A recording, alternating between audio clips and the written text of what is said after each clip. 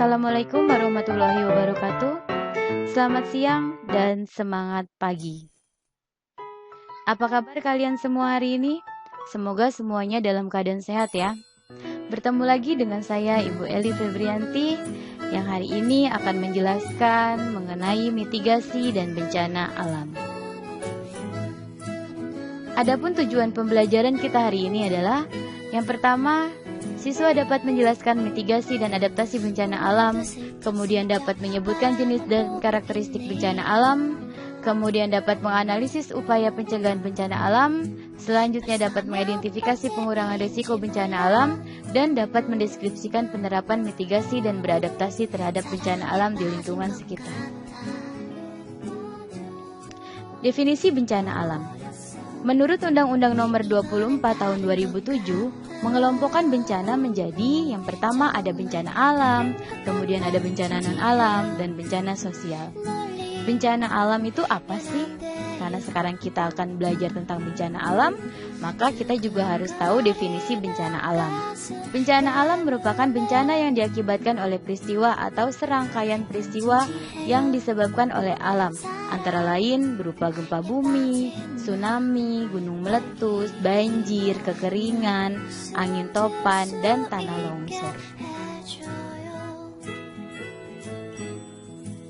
Kemudian, selain ada bencana alam, maka ada juga yang namanya mitigasi bencana alam. Nah, mitigasi bencana alam berdasarkan Undang-Undang Nomor 24 Tahun 2007, definisinya adalah serangkaian upaya untuk mengurangi risiko bencana, baik melalui pembangunan fisik maupun penyadaran dan peningkatan kemampuan menghadapi ancaman bencana. Tujuan penting mitigasi bencana yang pertama, mengurangi risiko bencana bagi penduduk dalam bentuk korban jiwa, kerugian ekonomi, dan kerusakan sumber daya alam. Kemudian yang kedua, menjadi landasan perencanaan pembangunan. Yang ketiga, meningkatkan kepedulian masyarakat untuk menghadapi serta mengurangi dampak dan risiko bencana sehingga masyarakat dapat hidup aman adalah alat komunikasi yang dapat berupa peragaan. Jadi di sini peragaannya bisa peragaan simulasi bagaimana jika saat bencana alam itu akan datang atau pasca bencana alam itu sendiri. Jenis dan karakteristik bencana alam. Bencana alam yang disebabkan oleh dinamika litosfer. Yang pertama ada letusan gunung api. Letusan gunung api merupakan proses keluarnya magma yang berada di perut bumi ke permukaan bumi berupa material padat berupa bom, lavili, dan debu vulkanik. Material cair berupa lahar dan material gas berupa awan panas.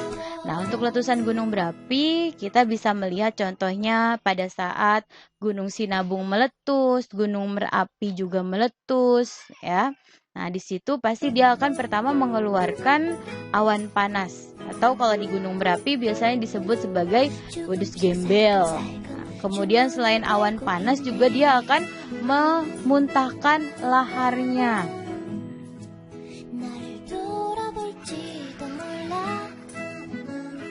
Setelah gunung berapi, kita juga belajar tentang tanah longsor.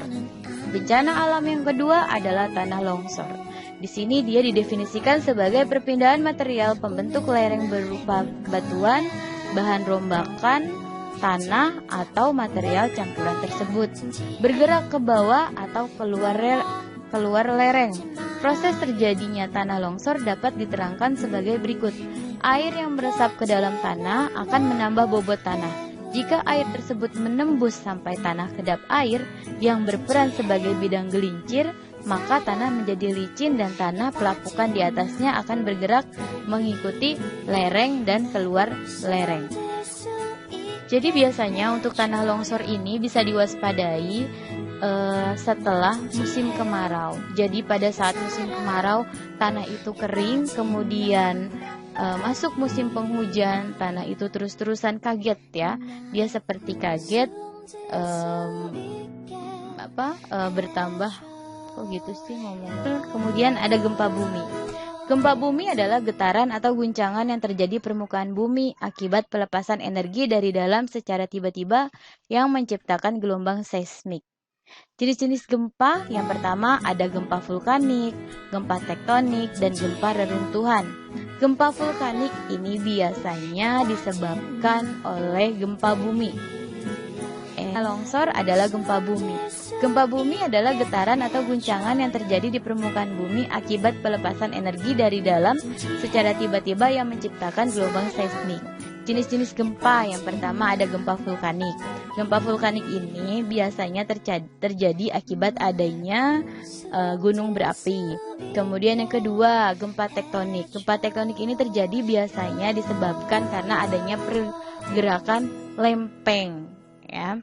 Kemudian yang ketiga adalah gempa reruntuhan. Selanjutnya adalah banjir.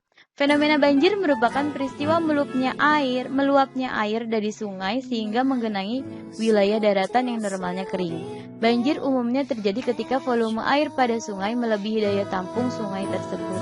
Jadi selain karena melebihi daya tampung sungai, juga karena adanya sumbatan dari saluran air. Terlalu banyak sampah sehingga menyumbat, air tidak mengalir. Itu juga bisa menyebabkan banjir. Atau juga karena adanya kekurangannya daerah resapan air. Harusnya itu buat daerah resapan air, cuma karena sekarang misalkan permintaan pemukiman penduduk semakin banyak, harusnya dijadikan daerah resapan, diubah menjadi perumahan. Itu juga bisa menyebabkan banjir. Selanjutnya ada tsunami. Tsunami adalah perpindahan badan air yang disebabkan oleh perubahan permukaan laut secara vertikal dengan tiba-tiba. Perubahan permukaan laut tersebut bisa disebabkan oleh letusan gunung berapi bawah laut atau juga bisa disebabkan oleh pergerakan dari lempeng tektonik bawah laut. Gempa bumi yang berpusat di bawah laut, longsor bawah laut, atau hantaman meteor di laut. Nah, tsunami ini juga bergantung dari pusat kedalamannya. Semakin dangkal atau semakin dalam pusatnya dan kekuatannya juga semakin besar, maka potensi tsunami-nya juga semakin besar, ya. Dan itu juga bergantung dari jarak antara pusat gempa buminya dengan permukaan daratannya. Kemudian selanjutnya adalah badai tropis. Dalam meteorologi dikenal istilah badai tropis yang merupakan pusaran angin tertutup pada suatu wilayah bertekanan udara rendah. Kekuatan angin yang terjadi pada badai tropis dapat mencapai kecepatan lebih dari 128 km per jam dengan jangkauan lebih dari 200 km dan berlangsung selama beberapa hari hingga lebih dari 1 minggu. Badai tropis yang banyak kita dengar adalah badai Katrina, ya, yang menyebabkan korban jiwa hingga ribuan. Selanjutnya, selain badai tropis juga ada tornado. Hampir sama ya dengan badai tropis, hanya saja untuk tornado ini adalah kolom udara yang berputar kencang yang membentuk hubungan antara awan cumulonimbus dan dalam kejadian langka dari dasar awan cumulus dengan permukaan tanah. Tornado muncul dalam banyak ukuran, namun umumnya berbentuk corong kondensasi yang terlihat jelas yang ujungnya menyentuh bumi menyempit dan sering dikelilingi oleh awan yang membawa puing-puing. Umumnya, tornado memiliki kecepatan angin 177 km per jam atau lebih dengan rata-rata jangkauan 75 meter dan menempuh beberapa kilometer sebelum menghilang. Beberapa tornado yang mencapai kecepatan angin lebih dari 300-480 km per jam memiliki lebih lebar dari 1 mil atau 1,6 km dan dapat bertahan di permukaan dengan lebih dari 100 km. Kalau badai tropis dia bisa rentang waktunya sampai 1 minggu atau lebih. Kalau tornado di sini rentang waktunya lebih sempit. Artinya dalam 1 hari dia tidak benar-benar full 24 jam tornado itu menghinggapi 1 wilayah. Jadi dia biasanya dalam satu hari itu hanya beberapa menit atau paling lama 1 jam 2 jam ya, tidak sampai satu hari full itu bedanya dengan badai tropis. Oke, ini adalah penjelasan tentang bencana alam dan mitigasinya.